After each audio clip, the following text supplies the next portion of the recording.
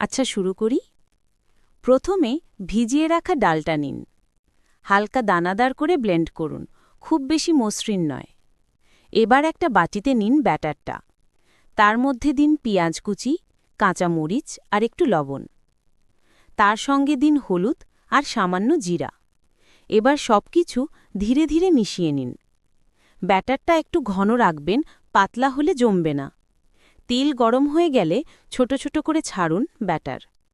দুই পাশ ধীরে ধীরে গোল্ডেন হওয়া পর্যন্ত ভাজুন। হয়ে গেলে তেল ঝরিয়ে তুলে নিন। ব্যাস, গরম গরম মচমচে পেঁয়াজু প্রস্তুত। পেঁয়াজগুলো ভাজা হয়ে গেল, গরম গরম তুলে রাখলাম। এবার একই কড়াইতে চলুন ছোলা ভেজে নিই।